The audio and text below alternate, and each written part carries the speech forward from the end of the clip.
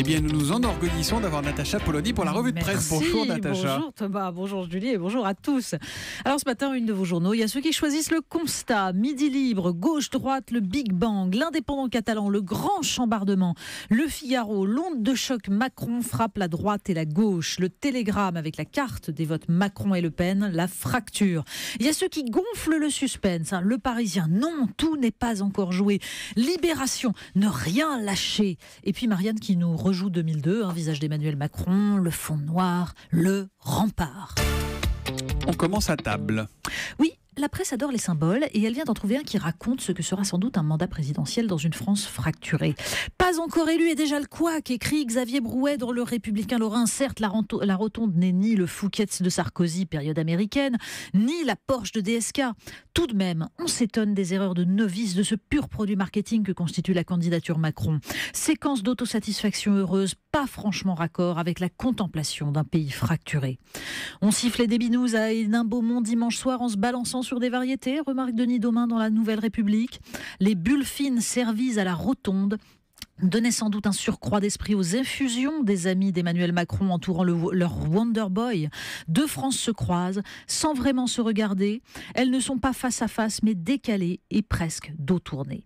Même Libération d'ailleurs titre La gloriole avant l'heure et Le Figaro égrène les convives, Éric Orsena, Jacques Attali, même l'éditorialiste de Challenge, Bruno Roger-Petit.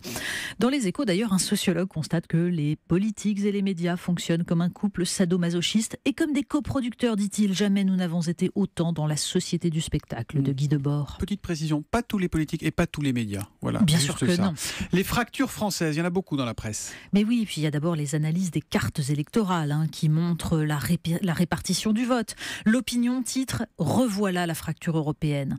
Dans nombre de départements, écrit le journal, Marine Le Pen arrive en tête en étant devancée dans la ville chef-lieu.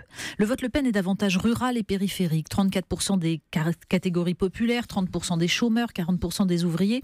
Mais Libération souligne tout de même que c'est Jean-Luc Mélenchon qui arrive en tête chez les 18-24 ans. Libé qui se demande si la position du leader de la France insoumise n'est pas une faute. François Hollande a mieux compris la situation, écrit Laurent Geoffrin, lui qui appelle sans embâche à voter pour l'homme qui a contribué au premier chef à son empêchement. Oui, la position est peut-être pas la même.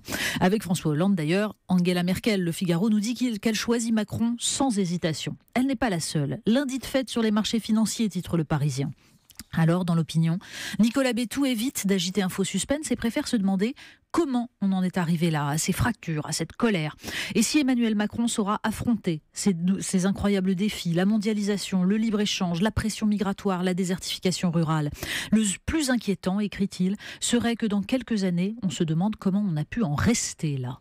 Autre chose à présent, vous nous parlez des villes sans voiture. Mais oui, les Échos se demandent jusqu'où interdire la voiture en ville alors qu'urbanistes et collectivités locales imaginent des centres-villes apaisés, c'est comme ça qu'on dit, repensés autour des piétons et des vélos. De magnifiques concepts de voitures électriques en location, de zones autonomes pour l'énergie et l'alimentation, reliées entre elles par des autoroutes ferroviaires et cyclables.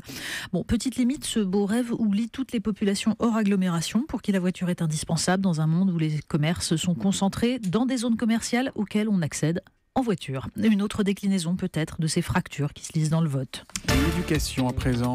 Et non, oui, Marianne s'intéresse à la vogue des écoles Montessori dans une époque où les parents valorisent l'individualité de leurs enfants. Le côté massificateur de l'école publique n'est jamais assez adapté à Choupinet. Alors, les pédagogies Montessori, c'est intéressant, mais pour l'instant, ce sont surtout des écoles hors contrat à 6 000 € l'année ou bien une simple inspiration pour des enseignants qui en déduisent qu'il faut supprimer les notes et les contraintes. Alors que le véritable intérêt de cette méthode, nous dit Marianne, se situe dans les premiers apprentissages, lorsqu'il est essentiel de passer par le sens, par l'essence et par la manipulation d'objets, ce que les pédagogues officiels ont totalement oublié. Là voilà la petite histoire de fin. Mais oui, drame shakespearien, la petite histoire de fin, voire tragédie grecque, ça ce sont les mots de Danny Cohn-Bendit, oui, qui qualifie ainsi ce problème crucial soulevé par le Parisien. Le 3 mai aura lieu le débat entre Emmanuel Macron et Marine Le Pen. Mais ce sera aussi la demi-finale de la Ligue des Champions entre Monaco et la Juventus de Turin. Aïe! Bon, alors certains s'insurgent, sans rire, que le CSA ne change pas la date du débat. Bon, écoutez, pour les amateurs de suspense et d'adrénaline, il y aura sans doute peu d'hésitation. La revue de presse de Natacha Polony qui revient demain à 8h30. À demain, Natacha. À demain.